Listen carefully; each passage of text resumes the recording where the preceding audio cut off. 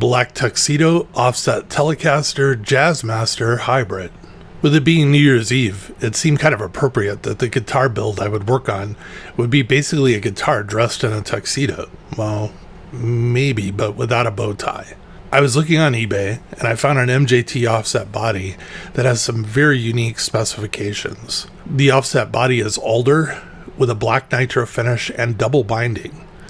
The guitar has a rounded neck pocket, so it can take a Stratocaster neck or maybe a Jazzmaster neck.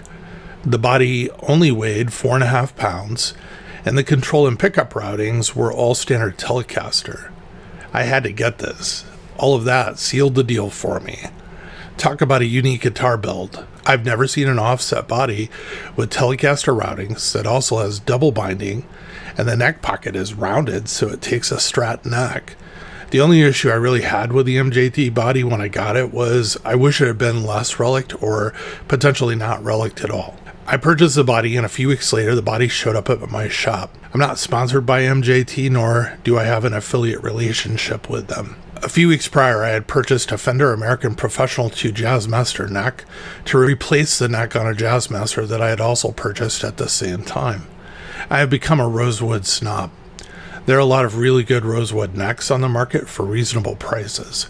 If I can get a good rosewood neck for a guitar that already has a Pau Ferro or Indian Laurel neck, I will. It was not until the Jazzmaster showed up that I discovered that the neck on the guitar was actually pretty nice and also already had a painted headstock, so I decided to leave the guitar as is, and I'll cover it in a video later on. The specifications on the neck I purchased are: it's a Fender American Professional 2 Jazzmaster neck with tuners, has a deep C shape, tinted maple with rosewood fingerboard, rolled edges, 9.5-inch radius or 241 millimeters, 22 narrow tall frets, 25.5-inch scale length or 648 millimeters. The width at the nut is 1.685 inches or 42.8 millimeters. It has the micro tilt disc, biflex truss rod, satin back, buffed fingerboard, and a gloss headstock. The neck came with the Fender Modern sealed tuners. You know the ones. The tuners that basically Fender installs on most of their US-made guitars. I think these tuners are, to be honest, some of the most underrated tuners ever. I used to be like everyone else, and when I'd get them on a guitar, I'd be like, I gotta upgrade these things. I finally discovered after trying so many different types and make of tuners that they are really great utilitarian tuners. They just work and really well. They're so damn smooth to use and really make tuning an easy chore. They also hold a tuning. The neck came from Stratosphere on their eBay store. I'm not sponsored by Stratosphere, nor do I have an affiliate relationship with them. I'm sorry I keep on saying that, but I have actually seen in forums and message boards that people think that I get all this stuff on the channel for free, and so that you shouldn't trust what I say about the items that I'm talking about. The other major piece to the project that would make for a very sweet guitar is the pickups. I already had a set of the Fender Custom Shop 51 Nocaster pickups that I had intended for another project, but I ended up going a different direction. I like these pickups because of their output. It's not as hot as other Telecaster pickups, and they have, to me, a warmer tone. The only part that I was really missing was a pickguard for this beast. MJT was out of them, and I had ordered one from Pickguard. So I could get it fast. I just basically selected basic 3-ply white. The build went easy enough. I've recently started building 2 to 3 Telecaster wiring harnesses and then just setting them aside for build projects. That's what I did for this. They're modern Telecaster circuits with 2 CTS solid shaft 250K pots, 0.047 UF capacitor, an Oak Grigsby 3-way pickup selector switch, and this time I installed a Tone Pros output jack. The neck plate, control panel, and knobs are all Fender. The bridge is a non-logo Wilkinson bridge with Wilkinson compensated brass saddles. The assembled guitar weighs 7 pounds and 7 ounces, or 3.37 kilos. The weight is within the comfortable parameters for guitar, and there's no neck dive. I really like the sounds that come out of this guitar. I sat and played this guitar for a while. before recording the sample tracks for the video.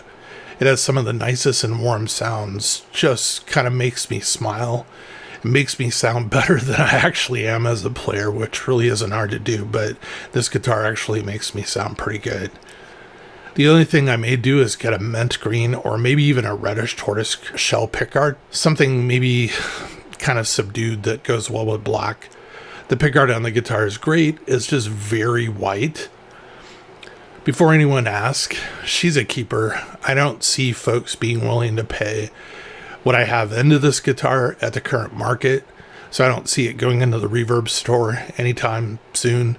I would have to sell her for about $1,700 just to cover my cost. Also, I think that I'd really regret selling this guitar basically forever, because I would never have an opportunity to replace a guitar with a guitar that looked the same and with the same specifications. In all the years that I've been building guitars, this is the first time I've run into a body like this. So I'd have to have it made custom, and it ended up would cost me a lot more. A few things to come on the channel. I'm moving to a new shop about an hour away.